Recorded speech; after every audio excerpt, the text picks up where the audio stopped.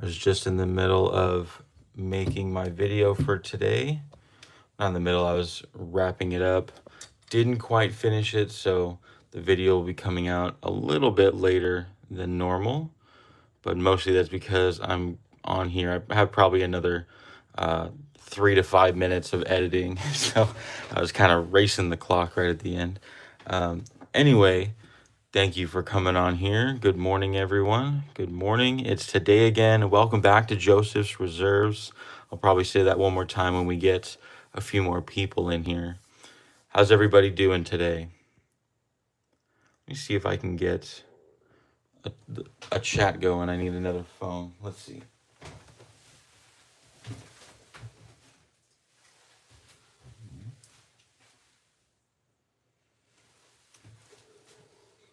One second, everyone. Let me get set up here.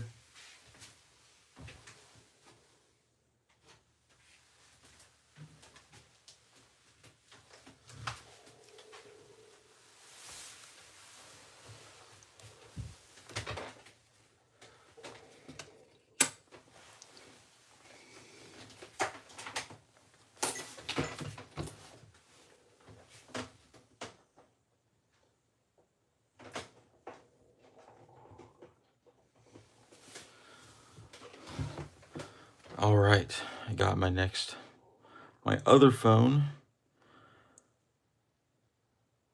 I just got a work phone for my shop that I'm about to open up. And looks like I even have to download YouTube because I don't even have that set up yet. So once I get everything set up on my new phone, I'll be able to read the chat while we are on here. I don't know if anyone here has gone live before, but there's a tiny little chat box right here for me, and it shows the one comment, and then it goes away really quick. So as it fills up, I really need a whole second phone to watch the chat so I can respond to what everyone's doing. Let me know where you're watching from, what time it is there. I know it's 7 a.m. here in Texas. So that's kind of where I base it off of. I put 7 a.m. live, but obviously if you're somewhere else, it is some other time.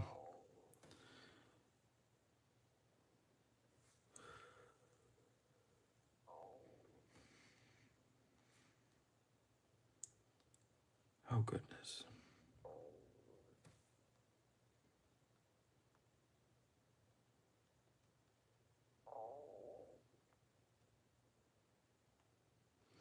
My wife is usually the chat reader. I think she's still in bed.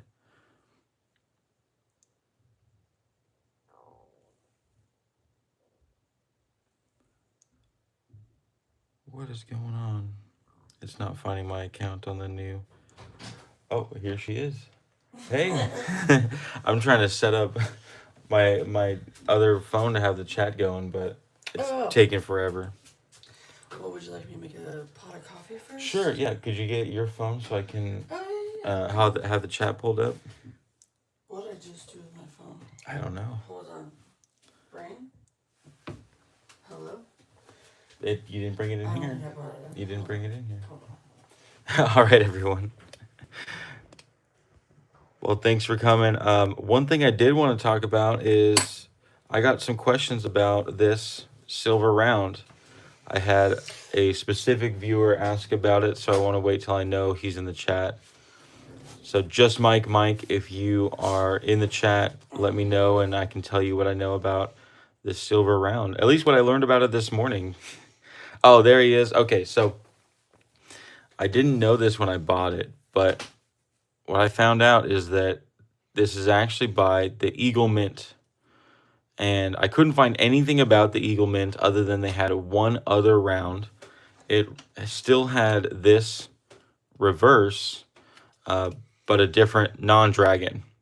It was like a Bible and more Bible stuff, like a verse and other quotes and stuff on it. Pretty cool round. I might get it, but what I found out was that that's technically considered a vintage round. I also found this same design by the Tri-State Refining or Tri-State Mint. They're a refining company that was in South Dakota, I want to say. Again, I just learned all this morning. I read it about 2 hours ago before I started working on my video for today. Um, but I believe it was the Tri-State Mint in South Dakota. They were making silver in the late 70s and early 80s, 79 to 81, I want to say. And they had a round like this. I've seen this round with the other reverse from the Tri-State Refining Mint, as well as this specific one on sale, not have sold, but on sale on eBay for about $150. But there was no actual comps, nothing that has actually sold through eBay. So is this a vintage round? Most likely. Is it actually worth what people are asking? Well, I mean, I saw 4 for sale that have been posted for a while, so probably not. I paid $4 over spot for this one, which is my shop's regular generic round premium. So if it is worth a little bit extra, that would be pretty cool. But I'm not banking on that. I just buy it for the silver. There's nothing to confirm really that it's vintage, other than the fact that I can't find anything about the Eagle Mint. This and only one other round is all I've been able to find. So likely this was some short-lived mint, probably some very short, very low mintage series or production. And it could be that this is an extension of the Tri-State Mint. What I could learn about the Tri-State Mint is that the Tri-State Mint, they were minting until about 1981, and then they either went bankrupt or stopped for some reason. They closed down, and apparently this article I was reading said that they had opened sister companies or moved their branding to another company.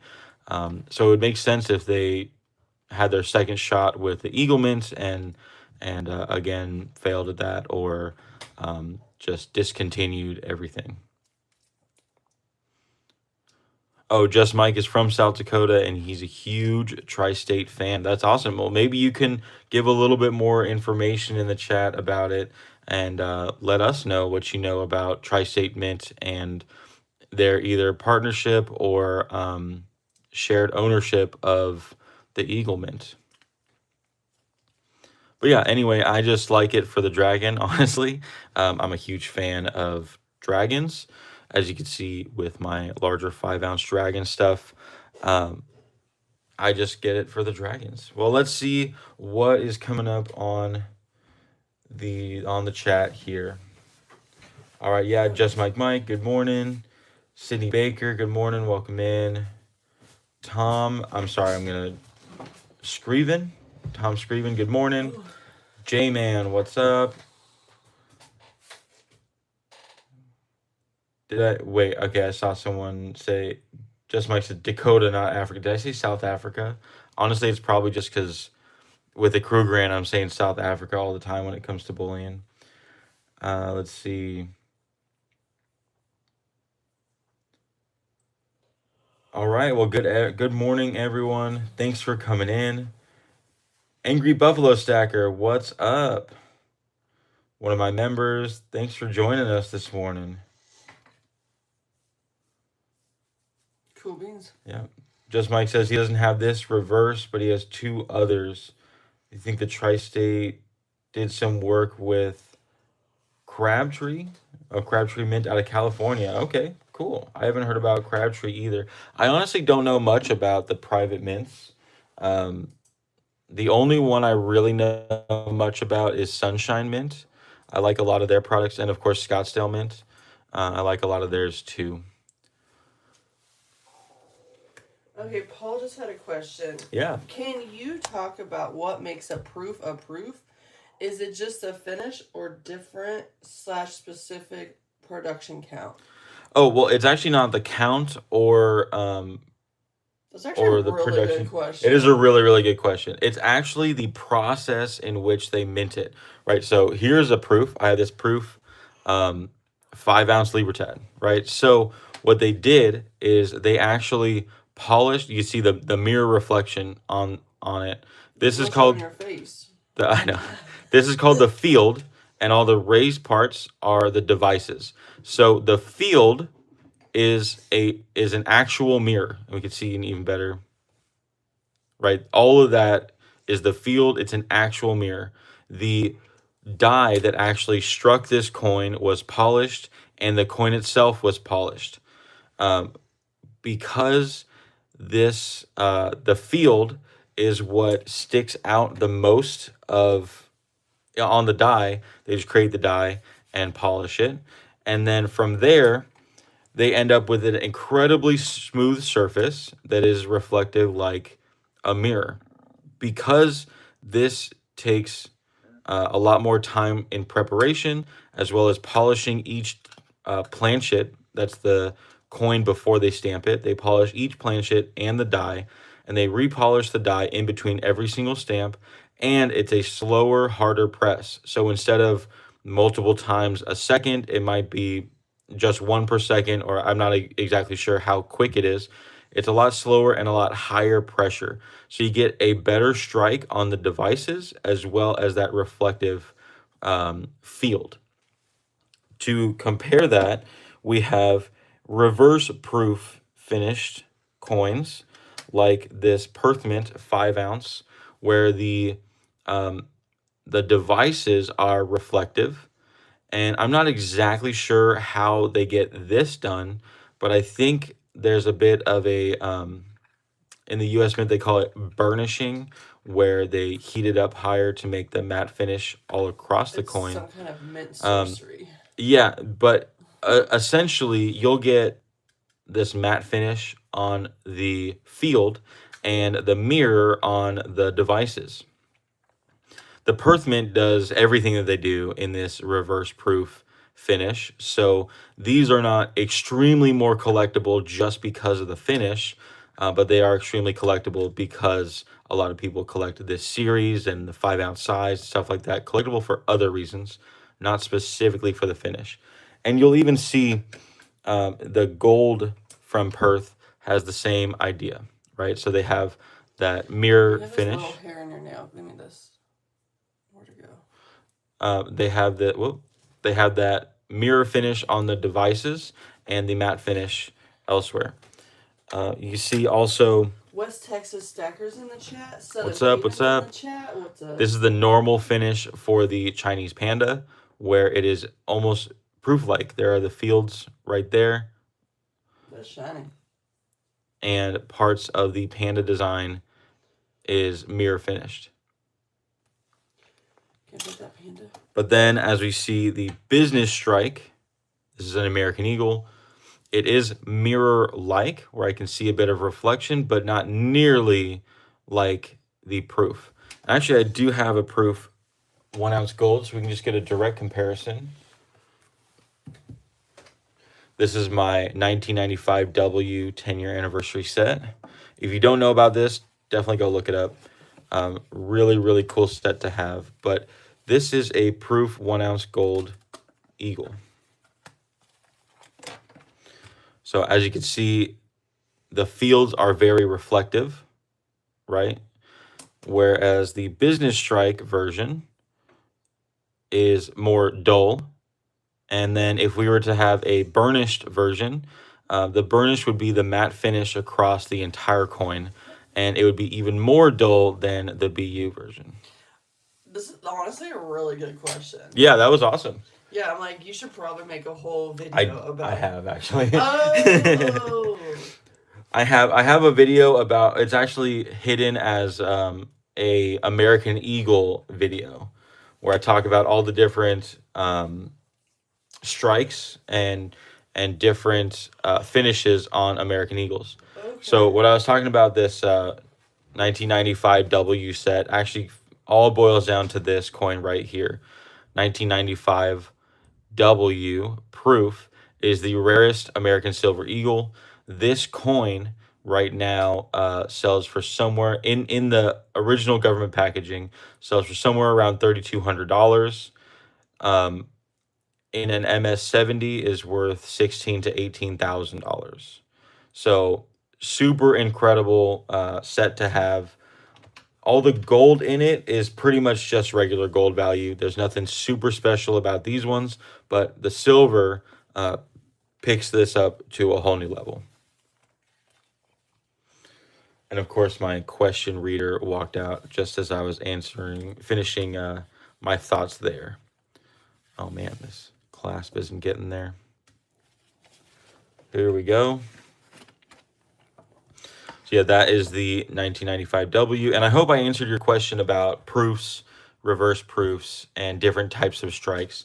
The thing is that most of the proofs, well, all of the proofs are distributed in these boxes with COAs and everything. And those boxes and COAs are incredibly important. Let me go grab you one.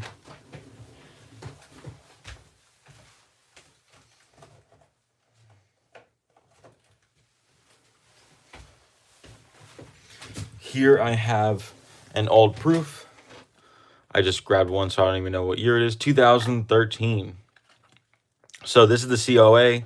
It says it's a proof coin. It has the matching mint mark, which is important because in 2017, all the way through 2025, they started making them in West Point and San Francisco. Before West Point, they were making them in Philadelphia. So there are certain mint marks that matter and are more valuable and all that stuff. But so here is the 2013 in the box with the COA and the outer shell box. The thing is, unfortunately, if you were to try to sell a proof coin without the outer shell, or just without the COA, even if you had the outer shell, or just this in its capsule. It pops out right here. Yep. Just this in its capsule, or even out of the capsule. Let's say you popped them all out, put them in a book, and you had all these proofs. These are even harder to sell to stackers than the regular Eagles are once they are, it's called orphaned. Once they're orphaned from all of this stuff, all the cardboard and the extra stuff. Collectors will pay the extra premium because they have all the stuff, right? If I had this for sale for $120 by itself, and then another one for sale with all the stuff for $120, there's no question about it. The collector would buy all the stuff. So then it becomes, how much do I have to discount this one that is orphaned in order to sell it to the collector? In most cases, it comes all the way down to the standard Eagle price. And in some extreme cases, it'll take it all the way down to below the standard Eagle price because it's not orphaned. Because it is orphaned, it doesn't have any of this stuff associated with it, right? So to put that into perspective, if you were a regular stacker and you were trying to just buy an Eagle and you put this one next to a regular BU Eagle, let's say they're both 2013, doesn't mean anything to you. They're not rare. It's not a key date, nothing like that. What you're immediately going to notice is that this one, it's in a capsule. You might not want to touch it as much. You're going to have more care for it and about it. It's not going to be the same as buying the other one. This one, the BU one's what you're used to. It's what you stack. You got a whole bunch of those already. You handle them all the time if you like. You're used to doing that. This one won't fit in the tube because it's in your capsule. You're not going to want to take it out. If it is out of the capsule, it's got fingerprints all over. It doesn't look as nice as if it was. So that's why orphaned proofs tend to even be discounted compared to the regular Eagles, sometimes all the way down to generic prices. Sometimes when this is missing all the paperwork in the box, it's treated like it's just a silver buffalo. So that's why proofs, you have to be very, very careful when buying or holding, keeping proofs. You have to have all of the stuff. Otherwise, it loses all of its premium, which means the unfortunate thing is that any price that you're paying over a regular Eagle premium is entirely in this cardboard and paper. So if it could be $85 for an American Eagle, then $120 for a proof, that other $35 is the cost of all the paper in the box. So really take care of your boxes, your papers, all the stuff, if that is a part of your stack. I personally want to have a date run of all of them. I'm a little bit crazy in that way that I want to have every single coin that the U.S. Mint has ever produced. But that doesn't mean that that is good advice or something you should be doing. I don't think it's a incredibly smart way to put your money, but we will all find out in the much farther future how these type of things perform. I'm gonna go put this away. Actually, I'll just leave it right here. We'll see about any other questions that was sparked by that conversation. Let's see.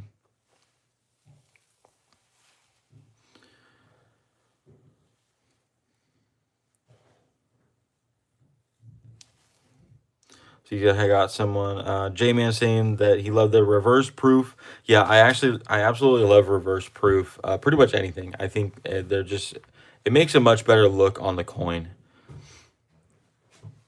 Okay, I'm back. Okay, my wife is back so she can sift through these. It doesn't look like there's any other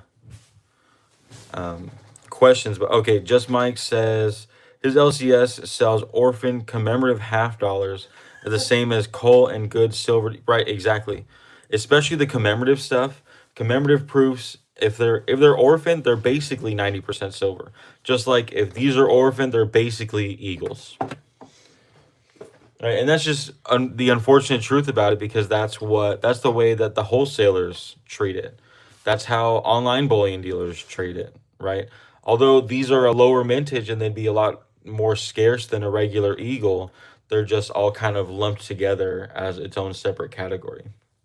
Silver Serpent says Minto coin. Minto? Mento.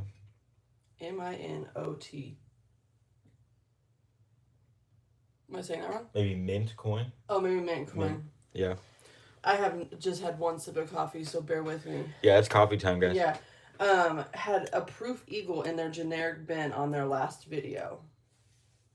A proof eagle in the generic bin. Yeah, that's exactly my point. As soon as it's orphaned, it's basically just silver.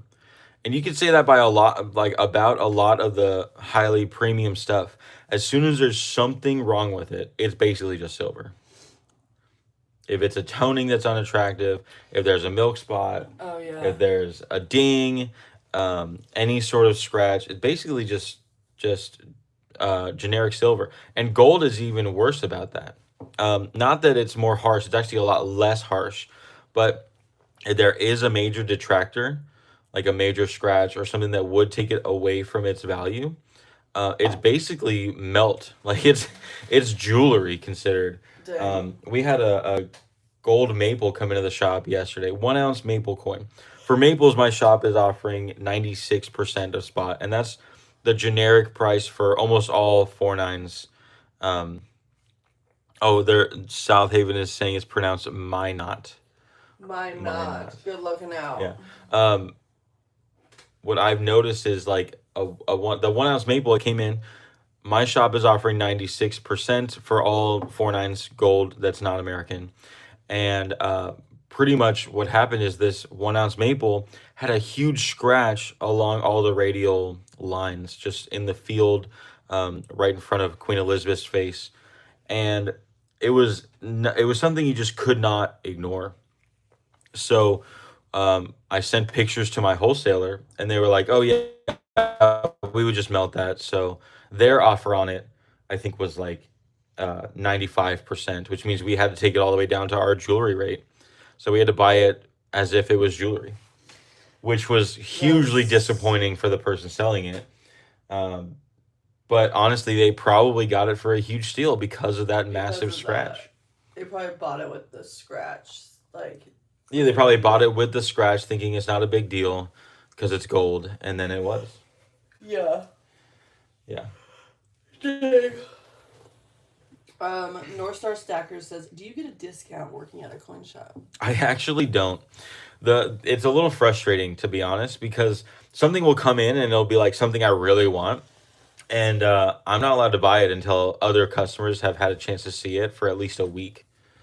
So it's even harsher than if I was just going to my coin shop, like my local coin shop every day, and seeing what they had in inventory and like just buying what I wanted to.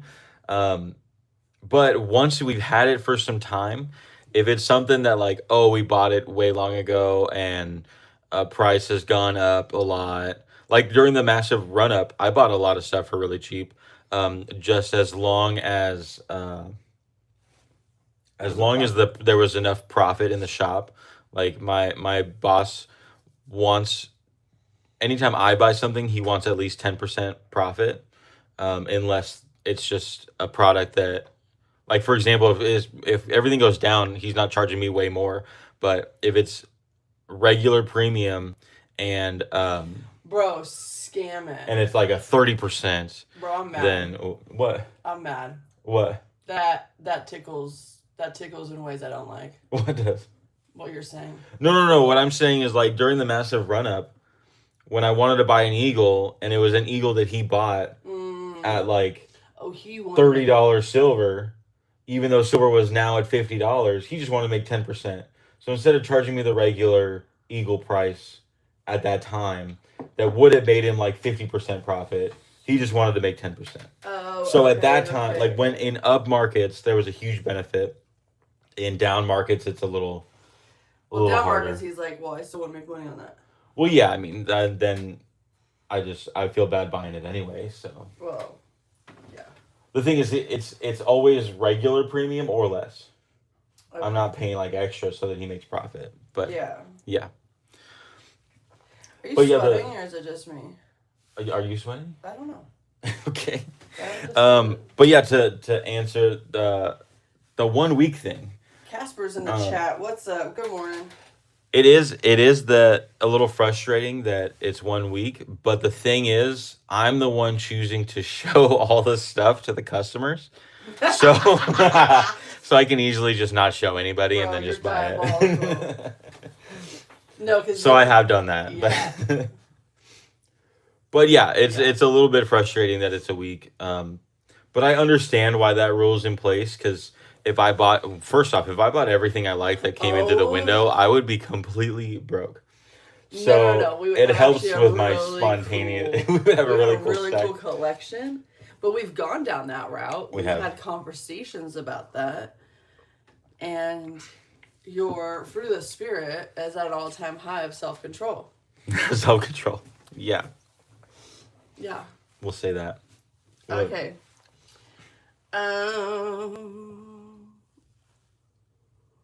J-Man says, if you could give only one piece of advice to someone building a gold and silver stack during uncertain economic times, what would it be and why? All right. First off, Bro. I don't give advice. Yeah, we give encouragement. I can't give financial advice, but I'll tell you what I do. So, I dollar cost average into silver, and then I do what I call silver cost averaging into gold, and I'll explain. Basically, I have gold and silver, a little bit of platinum, as you can see here. And what I do is I track the value of my stack in dollars based on how the spot price moves. And good morning, Silver Serpents. Oh, what's up? And that value has certain percentages that are in gold and silver. I'm not going to tell you what percentage I use because I think that's incredibly important for you to figure out what you're comfortable with. Essentially, silver is a lot more volatile. Gold is a lot more stable. If we think of the logic of like building a 401k that you regularly put money into each paycheck, you have someone usually that works for a company that manages that 401k. As you grow towards your retirement age, they're putting more of your retirement account into more stable assets, right? So in my mind, it would make sense to slowly, as you get closer to older ages, to put more of the value of your entire precious metals portfolio into gold. So that's going to be a very slow transition over time. To put into perspective, most people say that a conservative portfolio, meaning one that you're very close to retirement age, would have about 70% of that value in a stable asset. And then when you're younger, you'd have a more aggressive portfolio. What that would look like is about 30%, just a flopped ratio, 30% in the stable asset. That means when you're starting, let's say you're 30 years old, I'm 30 years old, I have, well, 31. It would make sense to be as aggressive as possible. 30% of your income, of your total stack in gold. Then as you grow towards your retirement age, let's just call your retirement age 70. That's when you'd have 70% in gold. So you could easily make some very simple formula where you track it based off your age, right? Your age being the percentage of your stack that is in the amount of gold. That's not exactly what I do, but it's kind of close. Um, Overall, what I think is important is set that percentage ratio, whatever you're comfortable with.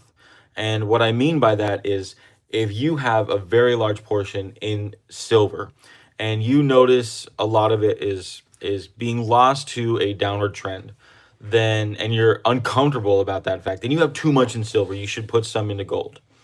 If you see that there's a bull run coming up and you want to maximize the profits that are from that bull run coming up, put more into silver so that that volatility will grow your stack faster.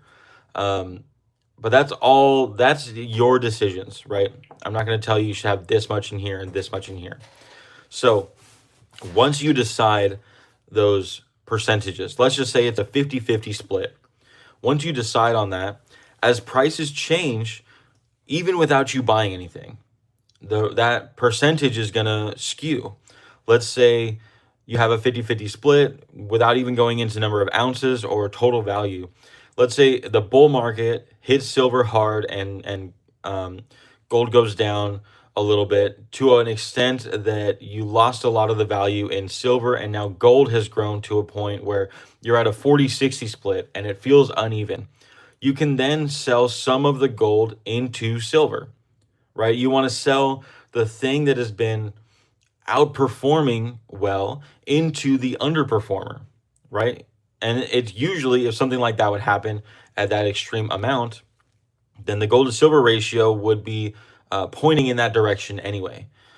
Um, the same idea is on a bull run. If you're at a 50-50 split and they're both going up, but silver's going up dramatically faster, then what would likely happen is you get a 60-40 in the other direction. You want to sell some silver to go into gold to rebalance that structure.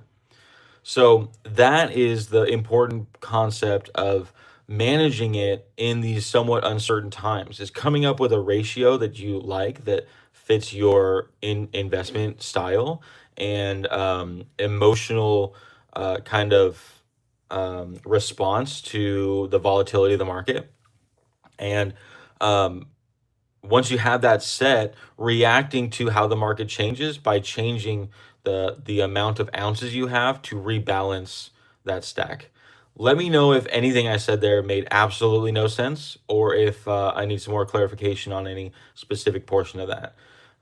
That's something I've been making some videos about for a while, and it's how I've been running my stack for a few years now. So I know that in some of these concepts, I kind of speak through it quickly. Just make sure you ask more questions if you would like any more explanation on that. All right, Silver Serpent says, my self-control is improving. Good job. Yeah. Way to go. Self-control is a huge part of this because when I first started, it was like everything's going into metals. Well, and that's what Casper said. So clearly he did not take your financial advice on this. Plot twist. Jokes. Jokes. I am not a financial advisor. I do not give advice. Inside joke. Casper says, I've got to take a limit of cash or I will buy everything too. Oh, man. It's an addiction for sure. It's just a really cool, I wouldn't even say hobby, but I would say something that you're like, oh, wow, I could get this. Like, turn my cash into this so I don't go buy dumb stuff. Yeah, that's the thing. That's the game that we were playing in the beginning. If the alternative is buying dumb stuff, you're doing great. Like if you don't spend that $20 on a quarter ounce of silver, and instead that $20 is going to be going into Chipotle, literally read my mind. then buy the silver, By the silver. right? You can have the silver instead of the Chipotle. But where it's a problem is when there's $1,000 sitting in your account because you need to pay your electricity bill or your phone bill, and you just decide to spend it on silver anyway. Then it's a problem. Then that's a problem. Because what's going to happen is you do that a couple handful of times, and then you end up having to sell your entire stack to pay those bills that you neglected. Yeah. Yeah. Yeah. That happened to us a few times. Those early days were I like how we just laughed difficult. through it. Yeah. Laugh through the trauma. All right. Gary Higgs is in the UK, and it's What's the up? afternoon, and he's in the chat. Hey, good afternoon in the UK. What time is it there in the afternoon? Afternoonish is what I'm guessing. That's what he said, yeah. I'm gonna say 2:36. TFT says, "Good morning and blessings, gentle giants and silver folk. What's up? Just Mike, I've learned so much from you, Joseph. ... Okay, I don't know. You're Jamie- welcome to learn, just don't take it as financial advice. Yeah. J-Man, which I'm assuming asked the question, he says, "Thank you for your explanation. Pretty much be aware of GSR to help make smarter decisions if and when needed." Yeah, so Yeah. the GSR conversation, I have some disagreements there. And I've actually talked to Silver Dragons about this personally. So 137. 137, very That was nice.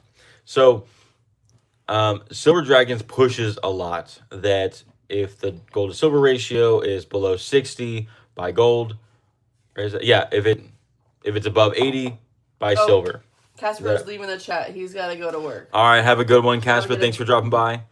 And then if it's between that 60 and 80, kind of go either way or a mix of both, whatever that works for you. But what I have a difficulty Do you with know that, the difficulty I have with that is that if you zoom out and look at the gold to silver ratio over decades, you'll see that there are multiple year spans where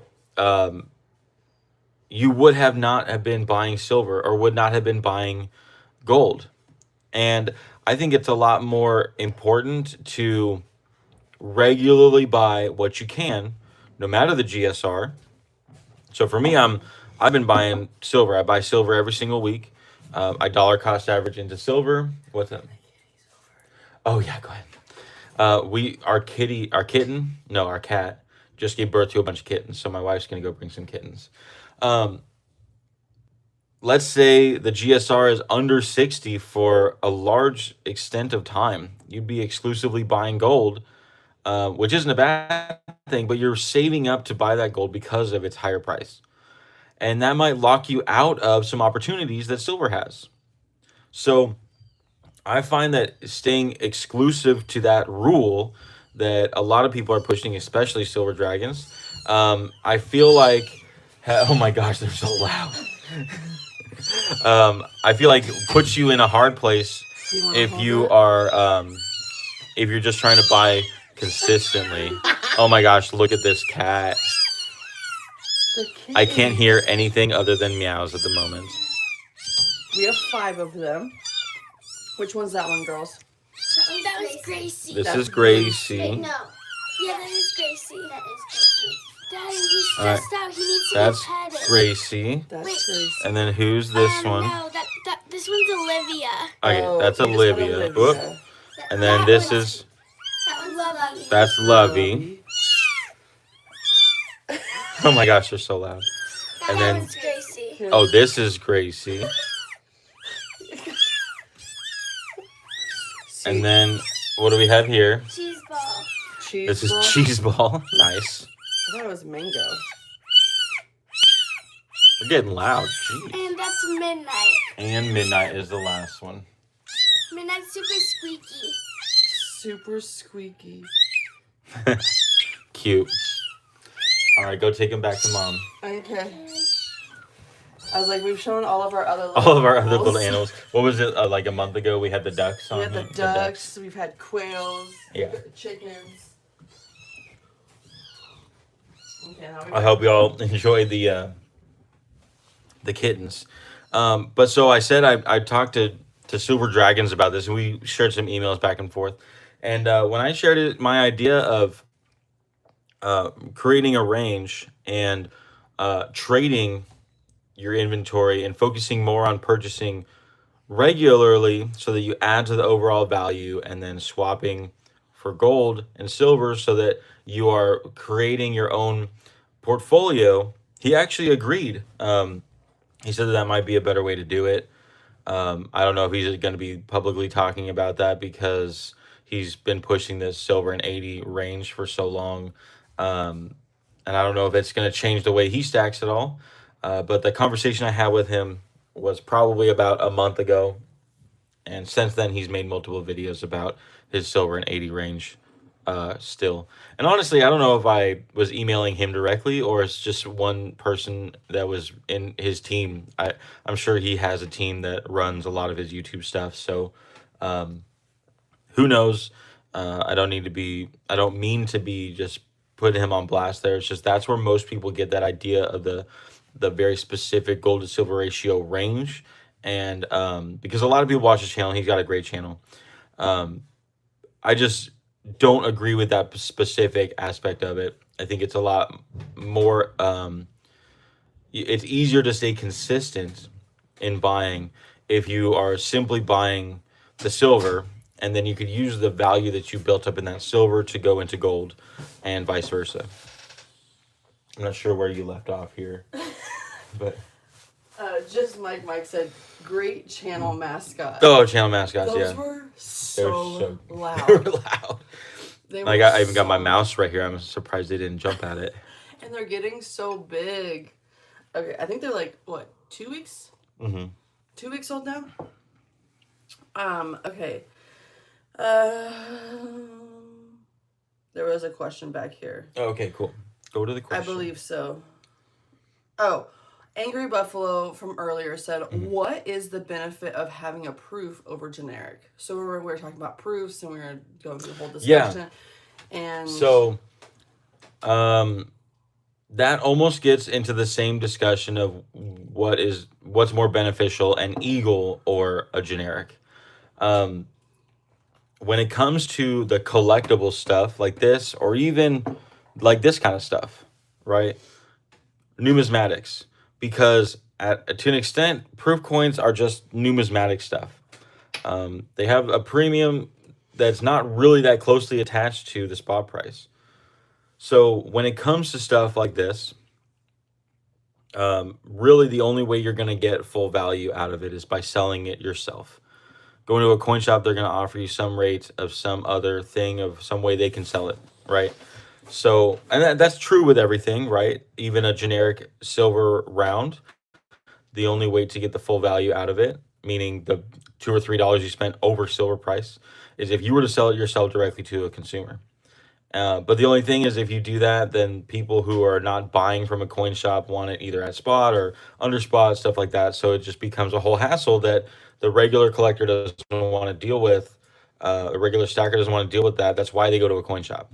So, to answer your question more directly, the proof coin, the benefit to having it is because there's going to be a higher offer from the coin shop.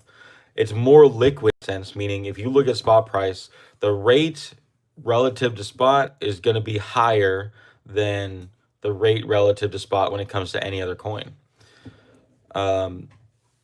Right now, proof eagles at my shop, if they have the box in COA, we're paying over spot for these. If it's a regular eagle, we're paying $5 under spot, and generic silver, we're paying $7.50 under spot. And that's all rates based off of what my wholesaler offers us. So because of that, you could say it's more beneficial to buy these, but it's a $5 difference in the offer. And the cost to own one is much bigger than a $5 difference. And you see the exact same problem when you compare generic silver to American Eagles. Most American Eagles are selling for $10 to $12, maybe $15 over, especially online. And generic silver is $2 to $3 to $5 over. But the offer difference is only a few dollars. So when you're buying it, there's a much bigger difference. When you're selling it, there's not much of a difference. The benefit happens when you go to sell it in a very specific market that is looking for collectible stuff again. Back when silver didn't move all that much, there was much less volatility. What happened is a lot of people were getting bored with the regular bullion stuff. The price didn't move enough for anyone to be excited enough for the regular bullion, so they were spending more money on things like this or more collectible things like these, right? So when that happened, the offers were able to come way higher and closer to the actual sell price because there was a lot less volatility.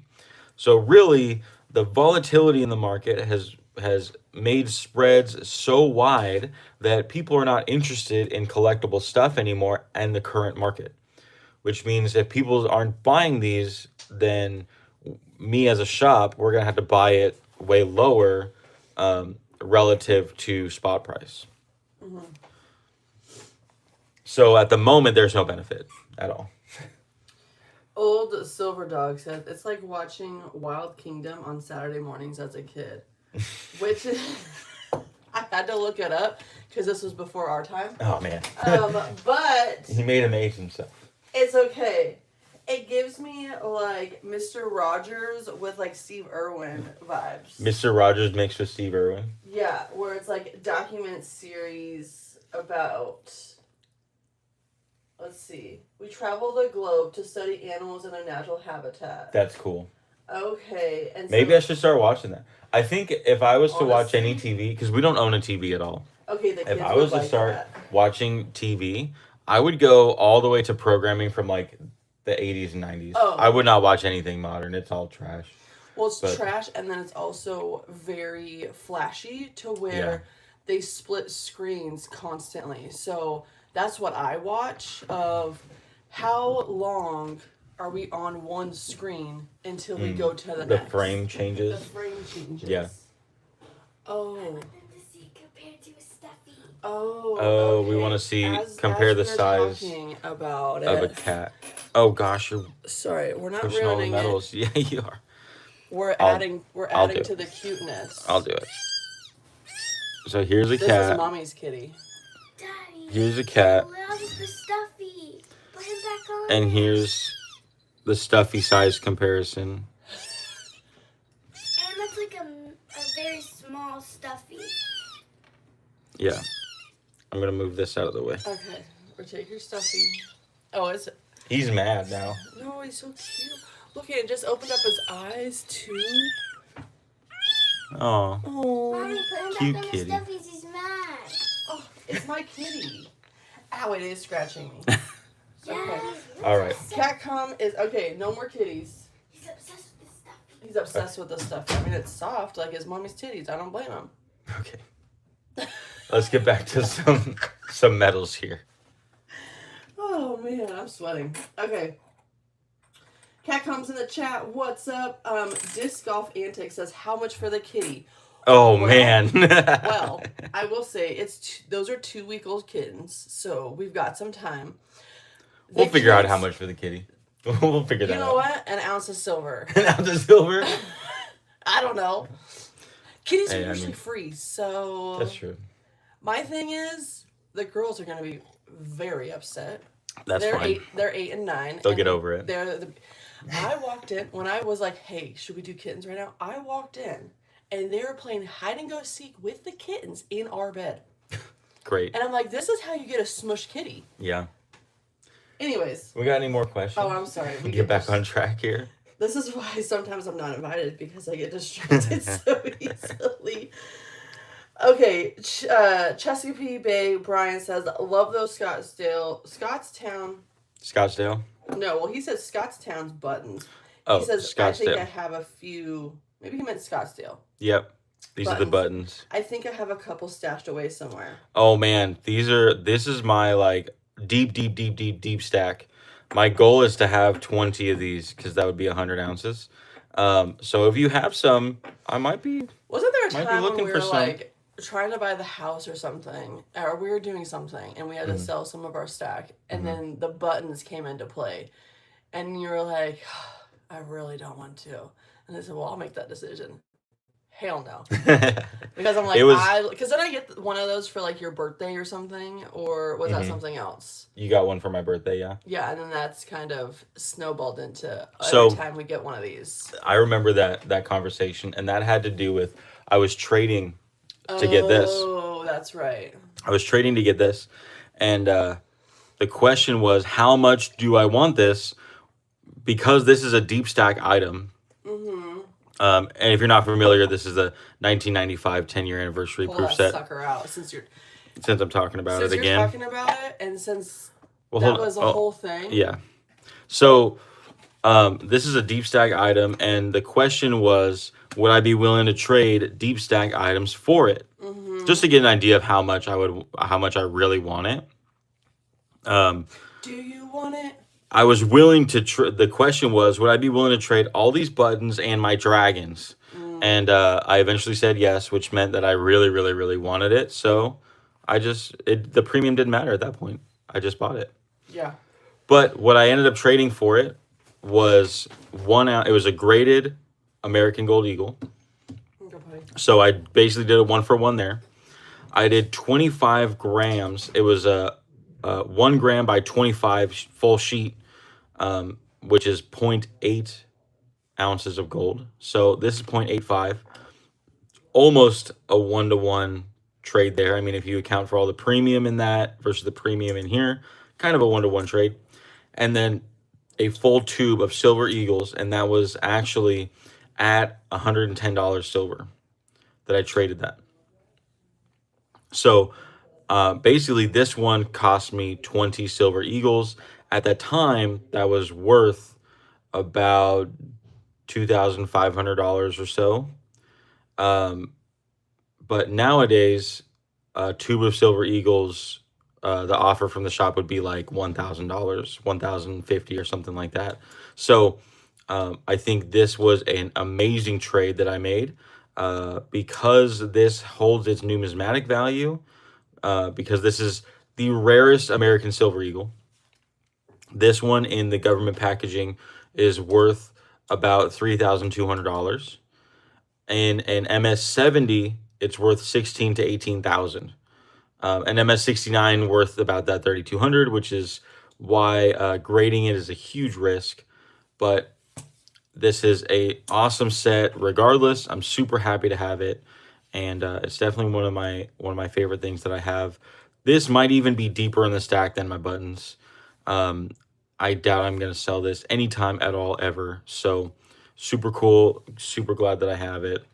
Another interesting fact is, if y'all have been following me for some time or a few months, you know that in January 22nd, I was in an accident. I actually was diagnosed with a brain tumor in November, then later blacked out behind the wheel, got into an accident, and it was actually the day I traded for this. I had this in my car when I had my accident, this and a few other things that I traded for. So essentially I had like possibly $16,000 worth of my stack in my car when I got in my accident. I was rushed to the hospital. Before I allowed even medical assistance teams to pull me out of my car, I stated that my wife needed to come and grab all my things out of my passenger seat. So that is what happened. That's exactly what happened. She took this home and then met me at the hospital because I was at least stable enough to carry on conversations. I wasn't too scared about my specific health at that moment, I guess.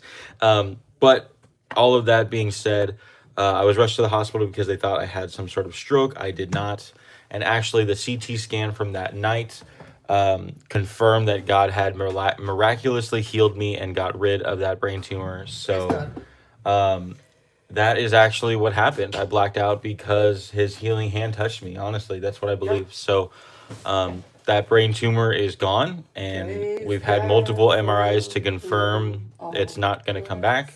So, well, maybe not it's not going to come back, but it's definitely not there. So anyway, that's my story. I would totally miss the story, but Yeah. I know the story. Yeah.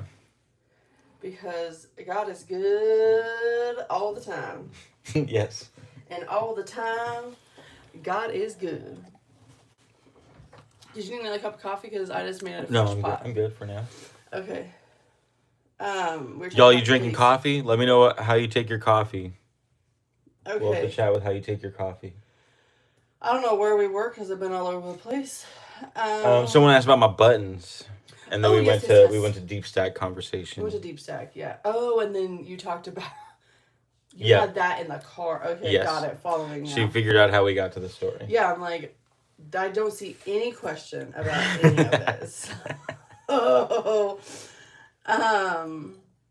Okay, Chesapeake Bay Brian says, well, my quarter gold buffalo came in a quarter gold Woo! A Came- quarter. Wait, gold Hold on. buffalo or gold back? Hold on. Oh, hold on, Hold hold on. I'm assuming. Okay. My quarter gold back came in Nice. a quarter gold back. In a quarter gold back. Only overpaid by $5 or so. Yeah. So ridiculous. Quarter I don't gold know. backs are interesting. Yeah. Ooh, what are we talking about? Black. Oh, coffee. What? I'm like, thought we were talking about the cat for a second. Everyone likes their coffee black. Nice. Interesting. I take mine with some cream and sugar. Oh, okay. Heavy whipping cream, whipped Heavy- up yeah. and frothed and heated, and then a little bit of sugar. Sometimes I like brown sugar. Well, we've been lately been doing brown sugar because that's what's in our mason jar that's by the coffee, and they've got Our sugar jar. Yeah, our sugar jar, and then we usually drink raw milk. We have a milk dealer, and I have not gone and gotten any. Not So we're on Blah, blah, blah, blah. heavy whipping cream. we're on for now. heavy whipping cream at the moment. Mm-hmm. And so I actually need to go back and go. We need to to my go to our raw milk dealer. Yeah. You should ask if she'll take silver. We've talked about that. I think she will. Yeah. We just haven't pulled. Do pulled you that guys in. talk to local business owners about spending your silver or gold with them? I have an idea of how I'm going to make business connections with the shop I'm about to open. Catcom would have honey in his coffee. I don't know why, but I feel like You just get those vibes. I get those vibes. He's got the honey vibes. Yeah, Oh because he be sweet. my gosh. I just wheezed. You're supposed to be man. looking for questions. Oh, I also thought I was commentating. Oh, I too. guess so, yeah. Oh, because he's diabetic. Oh. That's not the vibe See, I got. now you're just making fun of him for a health matter, and that's Is it for a health or is medical that condition. disease? Disease. It's not a disease. It's a condition, I Oh, guess. Words are hard sometimes. Oh god. There's What loud is noise. Are going- you okay? People are throwing stuff in our kitchen. Oh, my dad's he's in town, and my sister's also here with her two girls. So I'm like, doesn't surprise me. Or our kids are playing kitties in the bed, so Yeah. who knows what's happening behind these walls. We're gonna see All if right. there's any questions here. Oh, yeah, we were talking. Okay. Oh. Chesapeake Bay, Brian is 10 minutes behind, so he's catching up. He's catching up in the chat, like in the live Oh, chat. I see. So Whenever I get behind in a live stream, I like watch at double speed until I catch up. So live stream hacks. live stream hacks. Okay. No other questions. That's fine. No other questions. I'll just start talking about something that yeah, what do you want to talk about? let's see. I actually I got these and I really like them. Oh, what is it? Honestly. These are the Casa de Moneda de Mexico 1 ounce rounds. Whoa. 1979 and 1980. I know they made a 1978, but those are a lot more rare. When'd you get those? Oh, I've actually had them for a couple weeks, but And I've been we're buying now them. just seeing them? Well, I just kind of took them out. Oh, okay. But these are actually one of my favorite bullion coins, I guess. This is 1 ounce of silver, but it's actually sterling silver. So if you see here, it says 33 point, what does that actually say? I can't look at it through the camera. Leon McCarroll is from North Carolina. He said, I enjoy your content. Thanks. West Texas Stacker, he's got crabs. And we're Crabs. talking about crabs. Oh, okay. I always hear about crabs in the comment section. There's crabs. I have no idea what's going on with the crabs, but Crab raid. that's a whole thing. That's what's happening. There's straight up. Straight crab just crabs. I think that's a Dub C thing, or is it people just do this on Dub C's chat? I have no idea. raid. Bro, Just we crabs. were getting That's awesome. crabbed, and I'm obsessed. But here, let's talk about this round. So, this is sterling silver. I can't tell if you guys can see that really well, but it says lay 925, and it's Our 33.625 chat is grams, 55. so that it actually contains an ounce of silver. What I love about this is that this is directly comparable to these Krugerrands. There's 85 people in the chat. Nice. In the sense that Krugerrands are 22 karat, and they were one of the first gold. I have crabs now. Awesome. This is hilarious. 22 karat, and they were the first 1 ounce gold coin to come about. And Mexico was the first 1 ounce silver. So, Someone just asked, can we wear chaps in here? Can we Chaps what? are- Can we wear chaps in here? I mean, you might get attacked by the crabs if you are wearing chaps. Do they attack bare skin? no, they're like lice. They live in hair, right? Oh, I don't know. Well, are we talking about There's ocean sea crabs? Ocean crabs. Yeah, let's Ocean crabs. let's just keep it with ocean crabs. The crabs are from International Stacker. Yo, International Stacker, thank you for the raid. That's awesome. This is I didn't know amazing. that a raid was possible, so that's super cool. Only Thanks for bootyless sending everyone chaps my are way. allowed. Only bootyless chaps. Great. Well, I hope y'all enjoy the live. I think this is the most we've had on the live so far. 98. This is So wild. this is awesome. If anyone has any questions, we do a Q&A style thing here. Welcome to my channel. We're at Joseph's Reserves. I guess I'll do my my whole intro. Yeah. Good morning. It's today again. Welcome back to Joseph's Reserves. I'm Joseph, and I store 20% of my income in the form of rare coins and precious metals. So that is me. And we're just talking about these Casa de Moneda de Mexico rounds. Technically, they're coins because one It's onza Clouds Reserves is now. one onza is the denomination. You gotta let me talk. I'm dude. sorry. You gotta let me talk. Laughing so hard. So what I think is really interesting about these is that this is from 1979, and they were going until 1980. After that, we had the one Onza Libertad in 1982, Okay, I'm gonna and pause. the Because what? International Stacker says, I would have been able to send 500 crabs your way, but your redirect is disabled. Email me and I'll tell you how to fix it. Oh, okay, Oh, okay, sweet. awesome. Thank Yeah, I you. don't know what I didn't know there was a redirect, so that's so cool.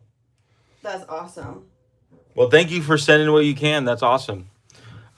Send your email, and I'll have my wife get right on emailing you right now. That's really cool. Thank you. That's Okay, now awesome. you can continue. So after this coin, the whole world kind of started switching towards pure silver and pure gold. In the same year, 1979, I want to say. 78. West Texas Stacker says 78. Yeah, 1978 was the first. Well, actually, technically, 1949 is when Mexico made their first 1 ounce bullion, and it was actually had the same design. It was 1949, and then they didn't do it again until 1979.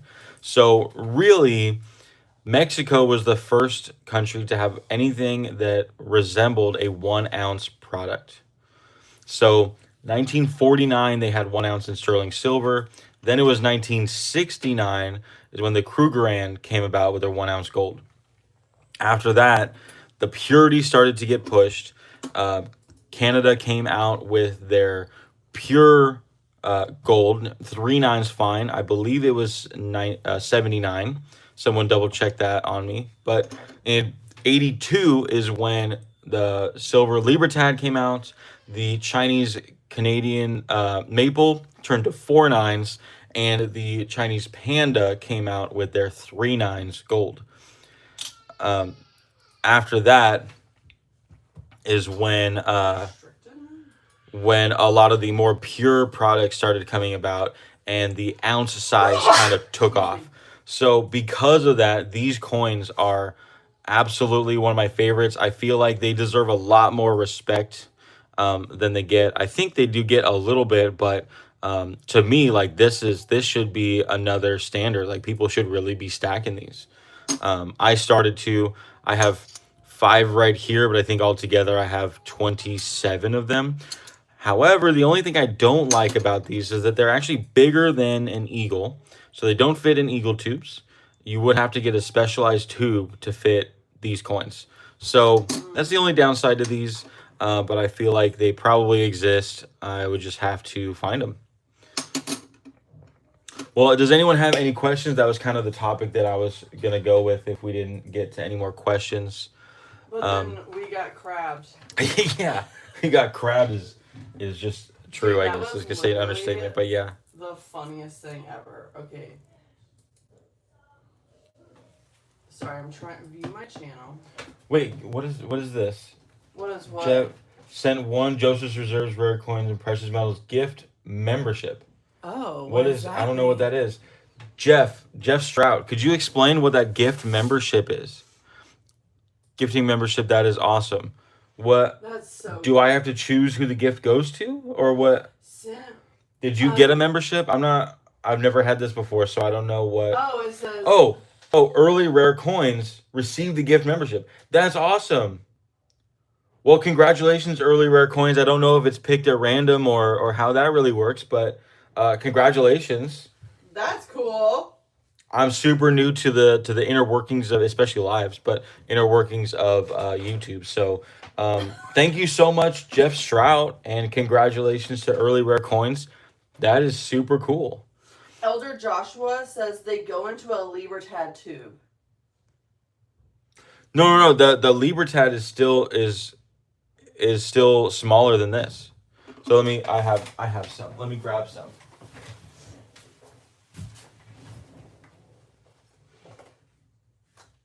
My mind hole is blown. I don't know where to even start. I don't have an actual Libertad tube, but hold on, we missed another one. Chris. There was another one too? Yeah, Chris had sent a gifted membership, and hold on, Sublime Mad Dog got it.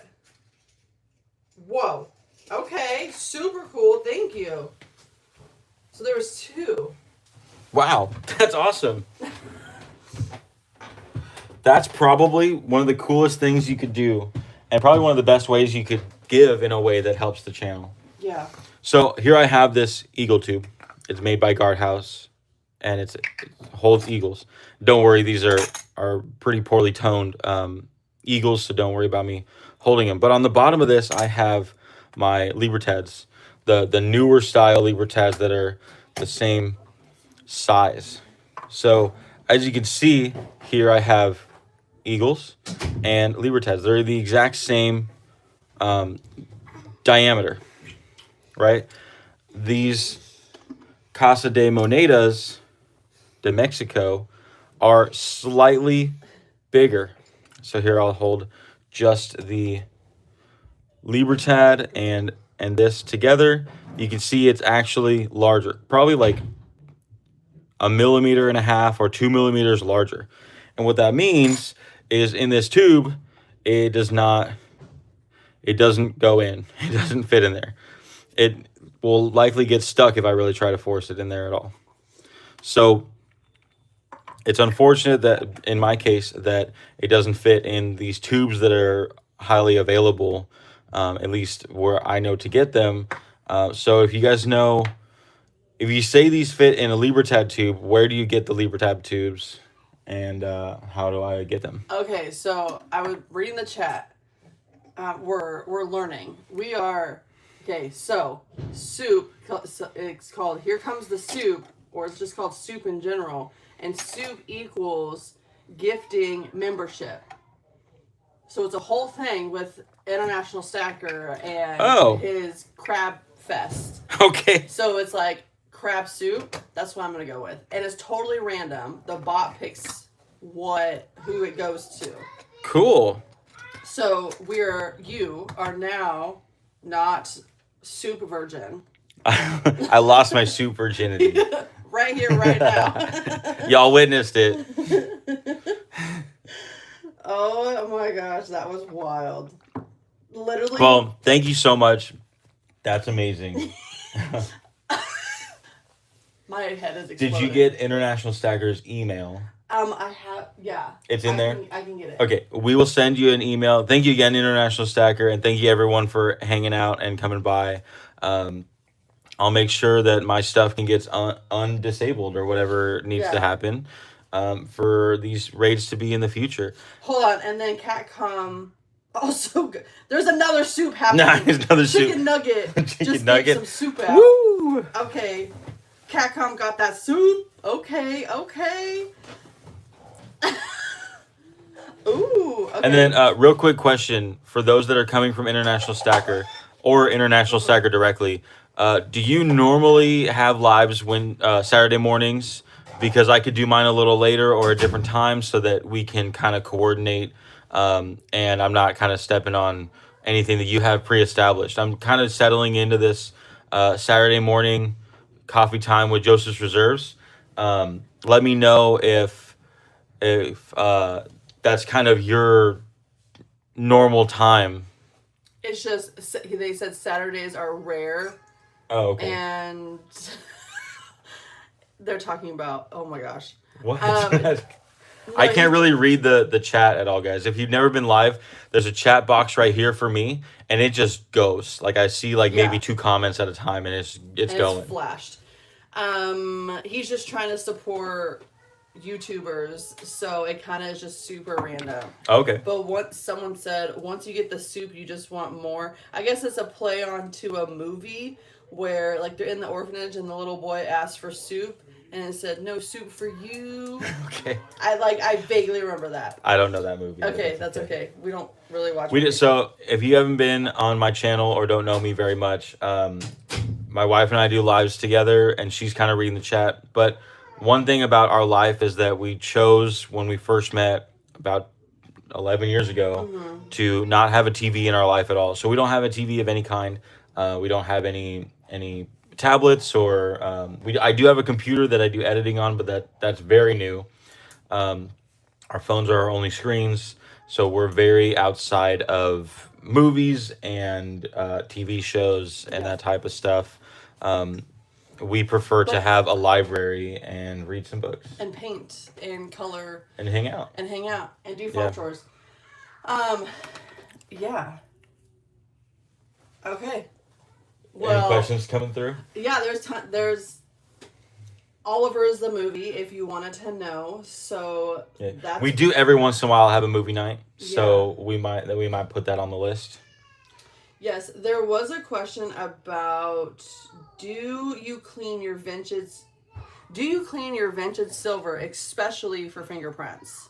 I do not clean anything. Oh well, no, that's not true. I have cleaned some copper in the past. Copper's a little bit different because there's preservation involved. But when it comes to silver and gold, I haven't cleaned anything. That doesn't mean I'm not going to in the future.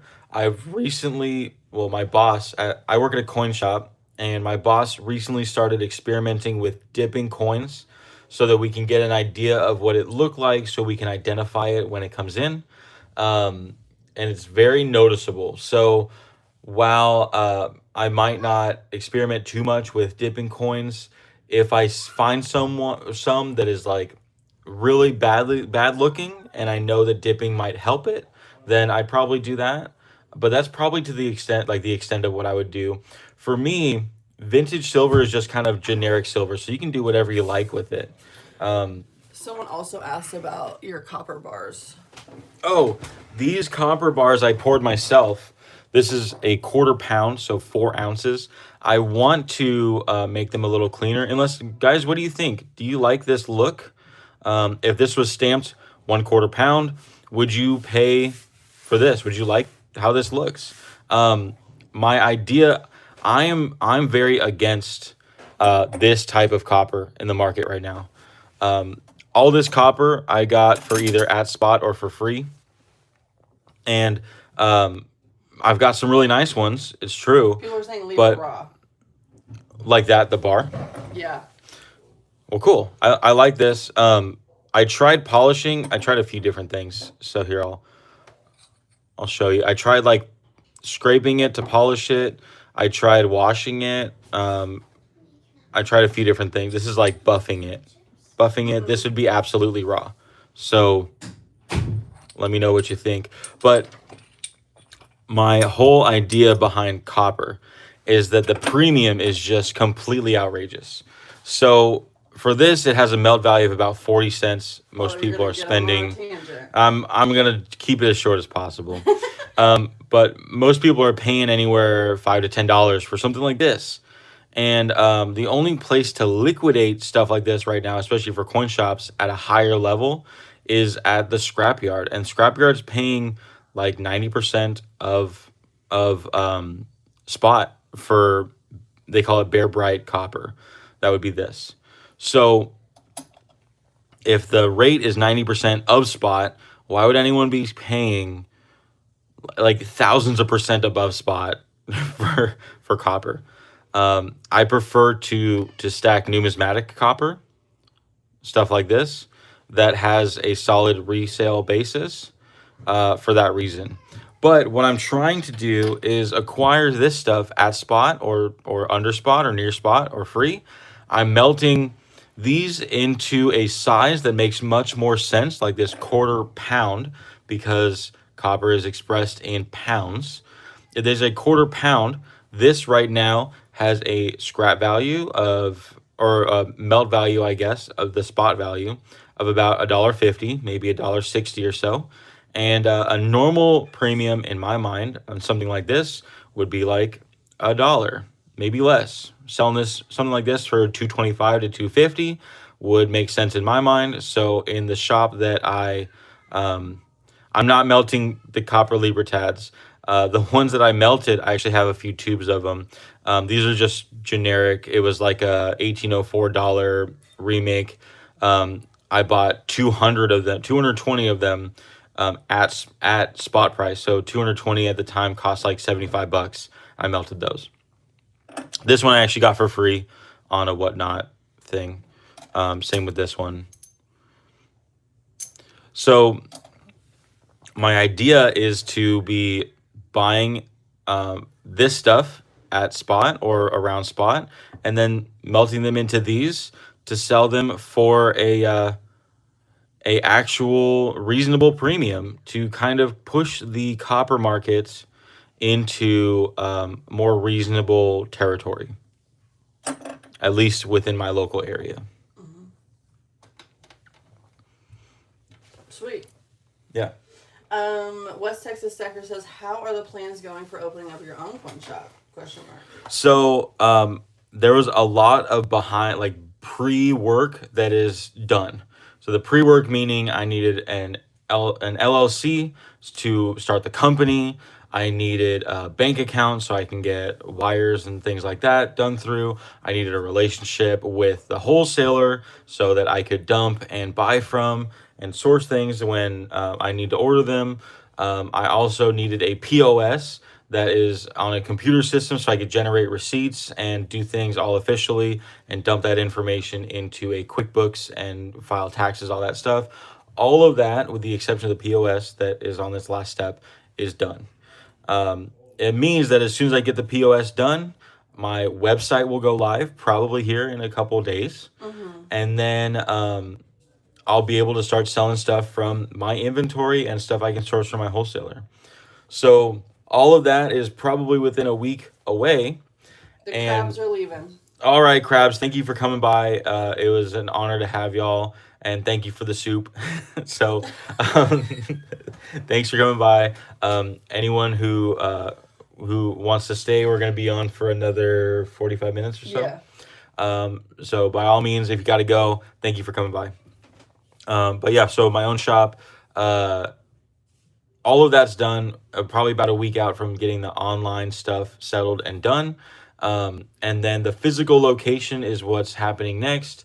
So that is probably going to be another month or so out, because there's some construction involved. There's some other aspects. Yeah, then finding a lease, and then everyone here in Texas is on vacation because it's summertime, and so trying to figure out Yeah, we You got to know. find the people who don't leave for summer, because Yeah. then they're the people who we're able to sign a lease with right now.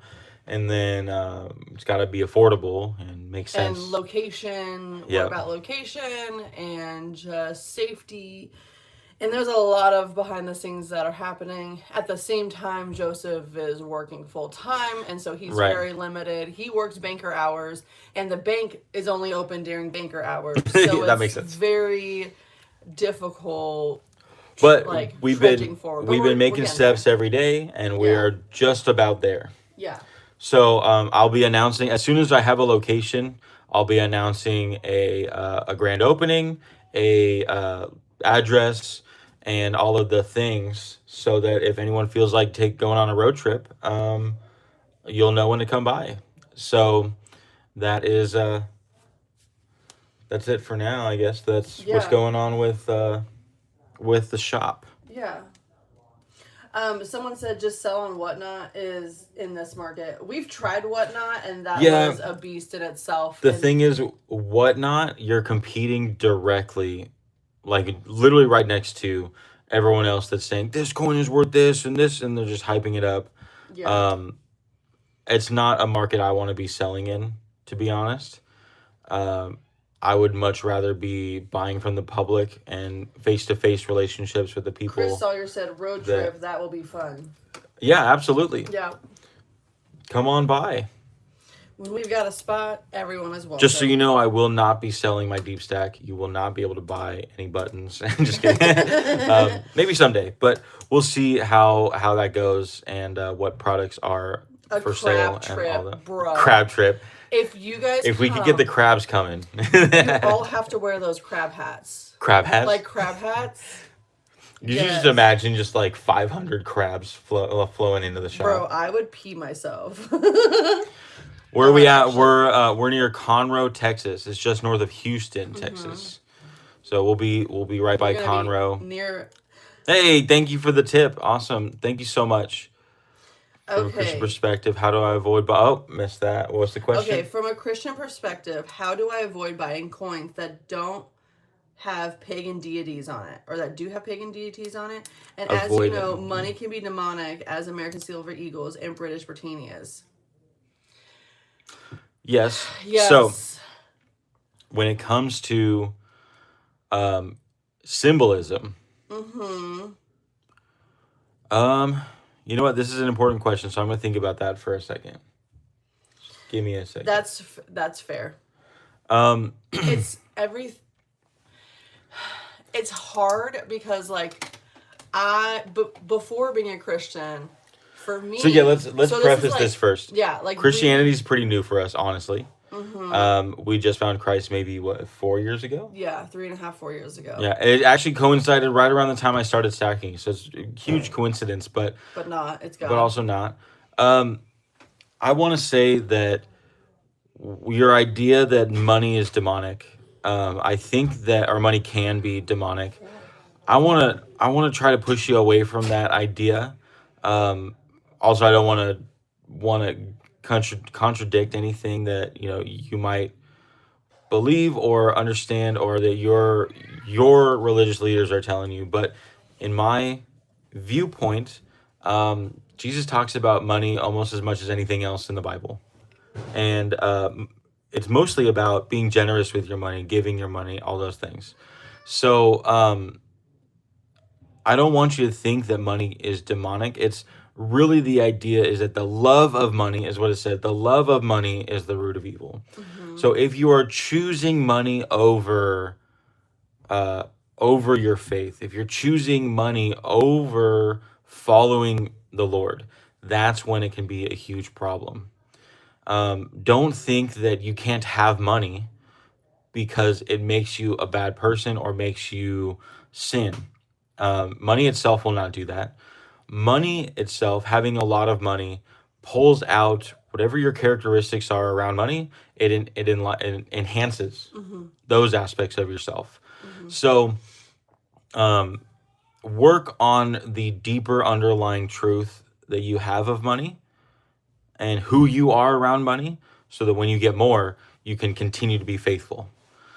I'm going to start there. So Yeah, Catcom says money can do good. Absolutely. I actually was just having a conversation with my pastor a couple weeks ago, and he had one thing he said stuck out to my mind, and he said it's amazing to see how much people can do when they have a deep faith and deep pockets.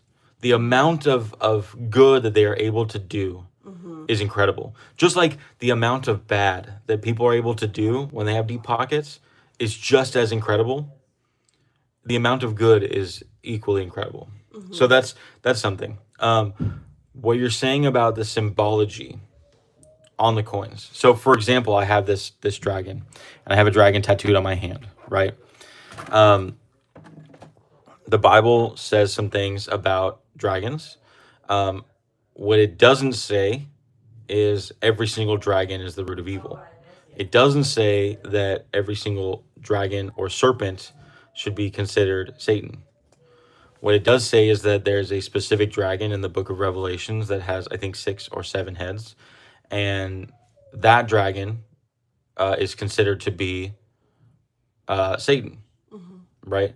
There are other dragons or serpent like entities in the Bible that embody a sin or evil thing, but there are also other things in the Bible that embody that, and there are other dragons or serpents in the Bible that don't embody Satan or evil things.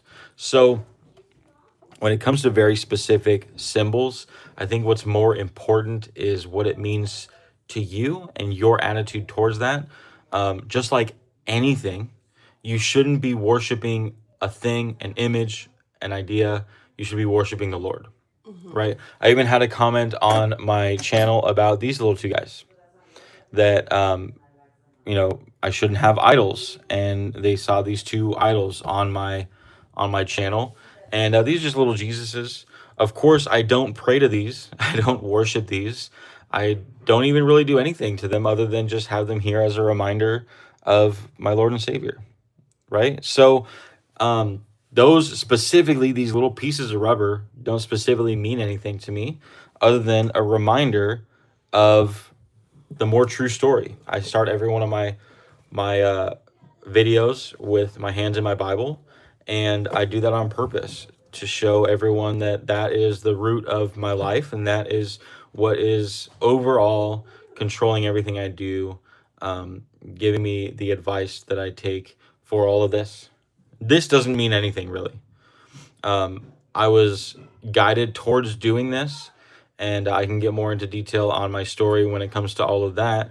But overall, having faith and following Jesus and the Lord is the most important. I don't know if I totally skimmed over your question or answered it perfectly, but if you have any more questions, let me know. If anyone has any questions, let me know. Yeah. All right. Someone asked about how much junk silver can you get into one of your zipper baggies? So Matt M said. I got this zipper bag here, and this one, I believe, is my $50 and quarters. Yeah, $50 and quarters. This is currently holding $140 face value. You see, it's probably 80 to 90% full. So this is 100 ounces of silver, and it comfortably zips. Right? There's some room there. I probably wouldn't want to put any more because I like clean numbers. If I was to fully fill it, it might be able to fit another few, maybe $50 or so of face value there. I might be able to fit, I almost wanted to say $200, but I don't think so. Here I have my dimes and quarters, and the dimes take up a little bit more space, right? So it also depends on what you have. I like the $140 so that it can hold $100 or 100 ounces in silver. The other thing is, could you pass me that one? Oh, yeah. This one's a big daddy. Yeah. I've been experimenting with copper. So this is full. And this actually has 10 pounds of copper pennies. So that's Pretty cute. gonna be hard to do without. I'll pass it over and I can got you. Yeah, I got you. So 10 pounds of copper pennies right there, and and then 100 ounces of silver here. Yeah, Old Silver Dog says, I use one of your bags for my fractional gold. Oh, nice. Nice. Yeah, fractional gold. It would be so much gold if you wanted to put gold in there. But let me know when you fill it up and how much you fit. Yeah, that would be... I personally am not going to try to do that, but that's a really cool idea. Yeah, that's really cool. Cavalier 444 says, Jesus encourages being good shepherds, meaning your duty is to provide for your flock, your family, friends, community. As such, it's your responsibility as a shepherd to stack. Absolutely. Yeah. I think, so a big premise of my channel is based off Joseph in Genesis. Sorry to shatter the glass ceiling here, but my name's not actually Joseph. It's an alias that I use to keep my identity safe from all of the dangers out there online. But We Joseph, live in Texas and we have our Second Amendment right. Show up. come and take it. Come and take it. So I lean on the story of Joseph quite a lot. When I was first finding Christ, I was reading the book of Genesis, found Joseph and how he saved 20%, was a fifth of the harvest from Egypt so that it could prepare Egypt and most of that region for the famine that was coming in 7 years. And that story stuck with me so much, and I had this huge calling to start saving 20% of my income, because my income is my harvest. Every paycheck, that is the fruit of my labor, right? So I started doing 20% in just cash, and just like every other time I started to save money, it was spent. It was just right out the account, probably within the same paycheck, right? Cash was way too liquid for me. At the same time, I was meeting a few people and met this gentleman at where I used to work back then, which was at a gym. This was an old veteran guy. He would wear maybe 5 to 10 gold chains around his neck every single time he was in the gym. And Bro, I eventually asked him, I- like, this dude, what is guy. up with all this gold that you're wearing? Like, why would you do that? And he was talking about how gold and silver is real money, and how I should look into how money is created and what money actually is, the faults in fiat currency and the dollar. And he was really a big influence on just my overall learning, or my initial push into this entire space. Once I learned about it, I went, okay, I want my savings, my 20% savings that I'm already being called to put aside. I need that in a physical asset. I need that in precious metals. And now we even have some of it in, a large majority of it in land, in physical land. So this has become way more than I ever thought it would. And it's really all thanks to the calling that I had through the book of Genesis and the person of Joseph. Joseph. Joseph. I was thinking Moses and Joseph. The person of Joseph in Genesis. Yeah. I saw some other questions coming up. There's a handful of them. So Rue asked, would you recommend buying Cole Morgan dollars at spot? Absolutely. Yeah. So the thing is, the way the market is working right now with 90% silver, it's kind of all into the same area. 90% silver, dollars, half dollars, quarters, and dimes are all being sold like at spot or under spot. And the offer that they're getting is around like 75% to 70%. Some are really low balling, like 60%.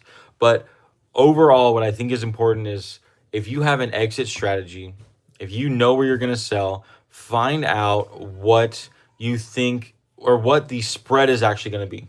So for a peace dollar or a Morgan dollar, even in a nicer condition like this, if you're buying it at spot, I think right now that's like $35. Let's just call it $35. I really have no idea, but this is a 3/4 of an ounce of silver, just about, a little more. If you got 70% of that value, then I it's math, but the spread's 30%. if you were to look at fractional silver, buying 3 1/4 ounce silver, you're going to spend way more than this. It's going to be well over spot, and the sellback rate is going to be less than spot. This is 0.77 ounces, 0.77344 to be specific. It is 26.73 grams of 90% silver. The dimes, quarters, and half dollars are 0.725, or if they're more worn, people use the $1.40 rule, which is going to be 715 ounces of silver. Overall, what I'm trying to say is the spread is relative to spot price. So with 90% silver, that spread is here, and it's going to be at spot, and you're going to get way lower. With fractional bullion, it's going to be, I was trying to go on the other side of the camera. It's going to be all the way over here, with spot over here, or maybe even a little lower. But that spread is generally about the same, still about 30%, sometimes even wider, depending on how much premium you're spending for that specific size. If you go into 1/10 ounce sizes, you're easily spending double spot or even more, right? But you're still not going to be offered anywhere near that when it comes to being bought. So I think that if you're going into 90%, especially if you're buying a lot, you have a chance to get a lot more silver in your hand that's going to perform similarly, meaning go up every dollar per ounce after you break even, the way that fractional silver will as well. $1 per ounce every dollar of gain in spot price, right? But if you have more silver in hand after you break even, you're making more money. So I don't think that 90% is dead by any means. I don't think that even the lowball offers that some shops are giving is ruining 90% silver. I still think that if you look at the spread, there are people who are putting even more money into less efficient products. Okay, going back to your name and alias. Oh, Matt yeah. M says, as long as your name isn't Buford or something, we can still be friends. Catcom says, a local coin shop will kill your anonymity. Yeah, we're fully aware Yeah. of that. Yeah, I'm aware, and it's part of the plan. I'm not going to be putting my face or anything associated to it or my name online, but as soon as we open up, people are going to be connecting the dots, and that's fine. And people have connected the dots at your current shop. I work that at a you coin work shop right now, and there are people that walk in and they recognize my tattoos, and they go, Joseph, and I'm like, shoot, I guess cat's out of the bag. And yeah, I've met multiple of my subscribers in person, and it's just that I don't want someone who sees all of this to go, oh well, it's worth it for me to drive to this person's house, right? If they're local, then they understand about the Second Amendment right, and it's a little bit different, especially once I meet that person. It's a little bit of a different feeling, I guess. And your wife is waiting at home for them to show My up. wife is a stay-at-home mom, and she does Case. go to the gun range Yeah. from time to time. So I'm just gonna put that out there. Do not come over. You will not have fun. I will. You're gonna meet the Lord today if you show up. Meet the Lord somehow. Yeah. I mean, I hope you've met the Lord. Anyways, okay. Move on. Alan would like to know, I want to buy a Chinese horoscope year of the fire horse silver coin. From a Christian's point of view, is that okay? Yeah, I don't know why not. The thing is So I don't know much about like what the Bible says about, is it the fire horse that's the problem? I'm not sure. But the thing is, if is you it the don't, horoscope part? it might be the horoscope part. If you don't put the meaning on that, then it's not there. If you just Right. like it because it's got a cool horsey on it? As long as you're not putting it in a shrine and worshiping it, and like that's your be all, get like everything, I don't think that would be a huge problem. I mean, it's not like you are giving up your faith to have this coin, right? That's where the problem really becomes, when it's these symbolisms and the things of ideology, right? You know As what? I'm soon gonna even as go as far. I'm gonna go as far as symbolism. Who has an iPhone in the chat? And Right. this is a bitten off apple. Oh, like the Garden of Eden. ooh, And you are actively walking around with the forbidden fruit. Would we, like, we could go there too.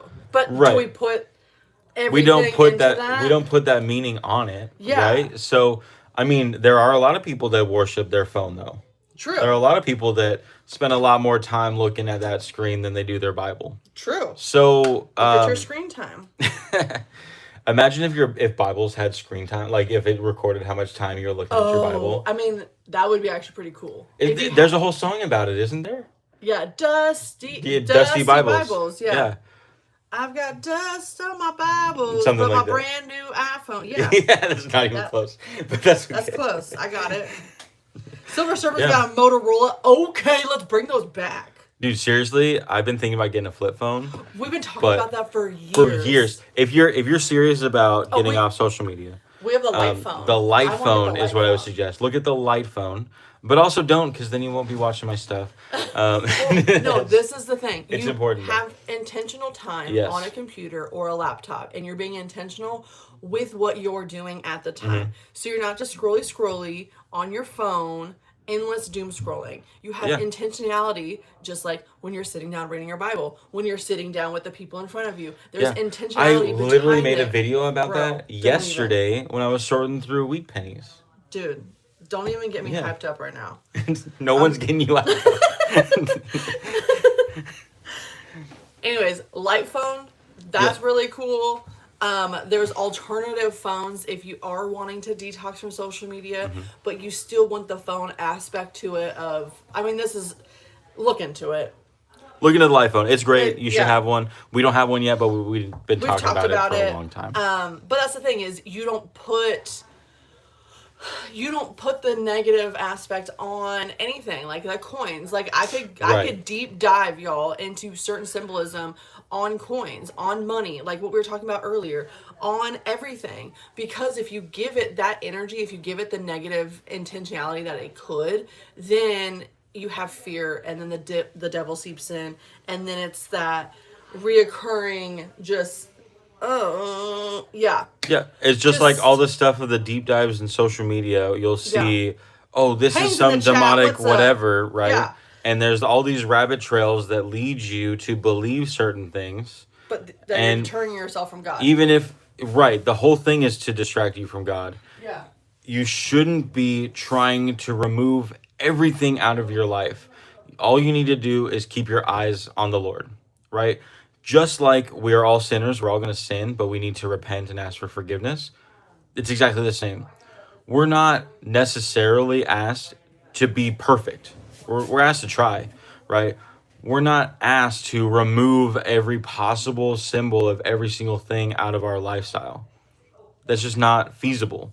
We're not meant to be perfect. Yeah. We're just meant to have a relationship with God. Yeah. Yeah. I saw some questions come by, but I didn't read them. That's okay. I went on a rant. And then, what are those button rounds and how do I get Dude, some? these are my favorite. You know, if you find out how to get some, I want some more. This is a 5-ounce button from Scottsdale Mint.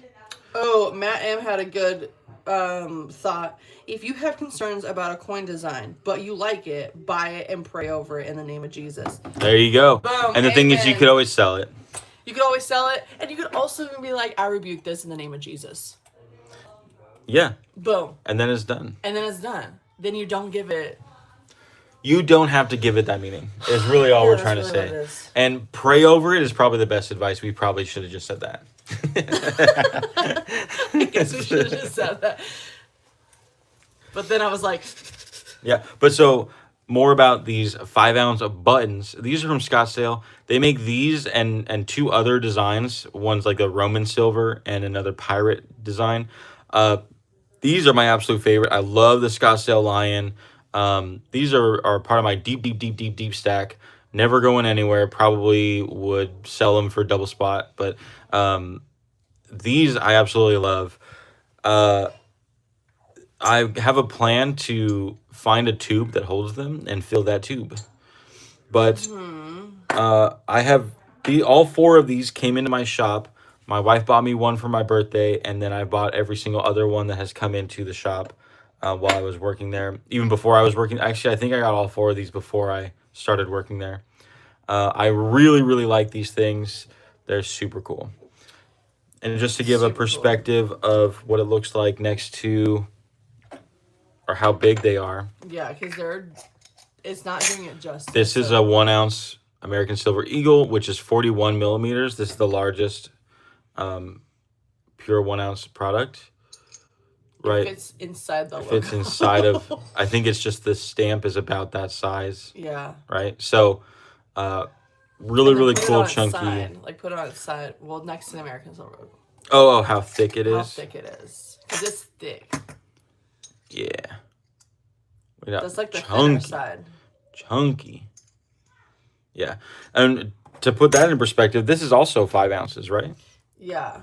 Right. So like, I think 5 ounce rounds is like my preferred size.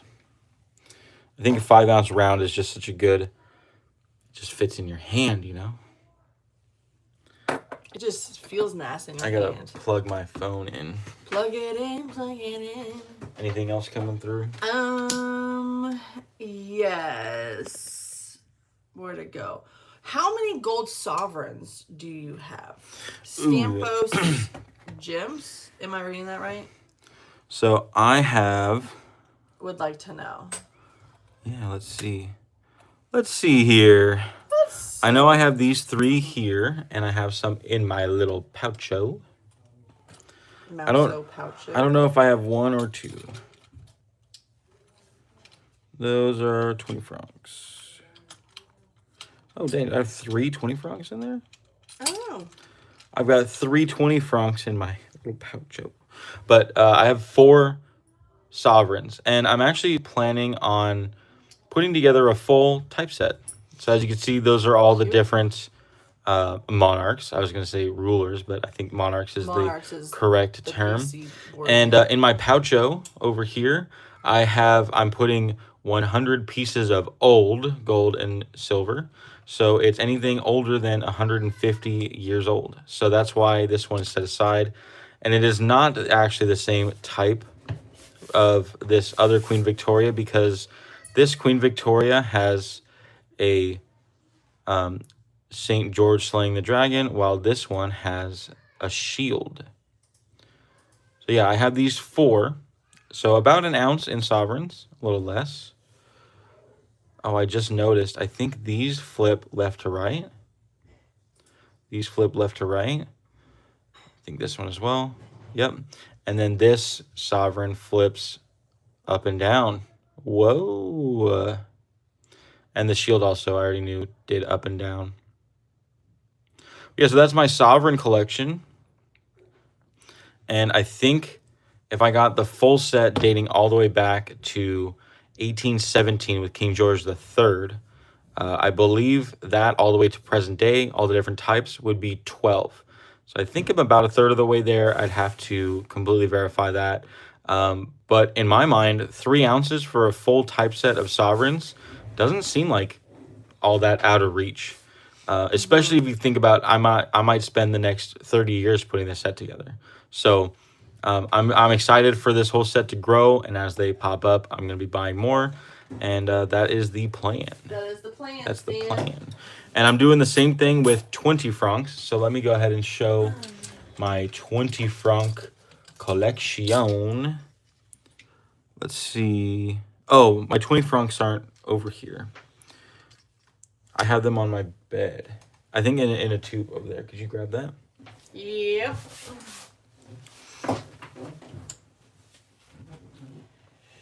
The little tube. Yeah. Here's my tube for my fractional gold. All right, we got a few more minutes, so we're gonna wrap up. Pang is in the chat. What's up, Pang? Pang, pang. You know, Pang, I actually wanna ask you something.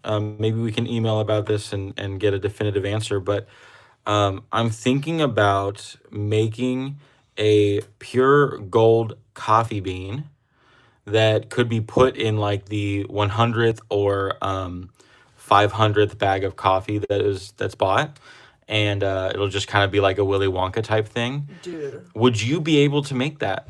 Would you be able to pour a little coffee bean of gold? It might be like a tenth of an ounce, or I really have no idea. Could be a quarter ounce. I think it'd be really fun and interesting, and we could stamp it, do all the stuff, and make it an actual bullion. But back to these 20 Old Silver Dog francs. is going to cut grass. He's got his morning chores he needs to do. All right, have fun. Thanks for coming by. We're about to Thanks wrap for up hanging in a few out. minutes too. So here I have my 20 francs. Let me know if I'm saying. I've only ever heard people say francs, but I know it's spelled franc. Let me know. So 20 francs were part of the Latin Monetary Union. Is this the 10? No, that's 20. Part of the Latin Monetary Union. So all of these that I have here are French. I believe this is Belgium, and this is Switzerland. So France, Belgium, Switzerland, and Italy. Those 4 countries made a contract together to produce all of the same denomination coins and all the same amount of gold and silver. And because of that, they were all denominated 20, so they were able to trade internationally without any sort of exchange rates. And I think this is just an example of what's actually possible if countries are willing to decide to work together. You are correct. It's francs. Okay, You're cool, right. cool. So this is one of the coolest things that I found in history as far as countries working together using gold and creating an entire currency that actually just works together. So I have French, and I think what's the oldest one I have here? I think that's this one. 1858. There we go, 1858, and that's Napoleon III right there. Here's another Napoleon III. This one, 1862. And then this is a 1877. So far, all the 18 decades. And then this French one is actually 1900s, the Rooster, 1906. That's all my French. Switzerland, I just have the one. I think this is the only design that Switzerland has. They might have one more. It's 1847. I believe that's a restrike year. However, the restrike ones had an L mint mark on the other side. The B means it's from burn. The L is that it was restriked in somewhere else.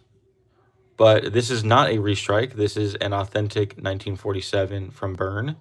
And then this is from Belgium, 1860. Is that a 3? 1863. Mm-hmm. So I believe it was around 1860s that they came up with this contract, the Latin Monetary Union, and it lasted for about 50 years, all the way until World War I. Mm-hmm. Cool. Cool beans. That's pretty cool. There's a few people heading out. All right, well, And thank you I all don't for blame coming. them. Alan says, do not do the gold coffee bean. It would kill my coffee grinder. I was thinking the exact same thing. Oh, man. But then you have to like... I had to put it look- in like a pouch and like make it a big thing so that when it pours out, you definitely see it. But it'd be before. Would it also like mess up with the gold touching the beans? Would that kind of like mess Oh, up it the might.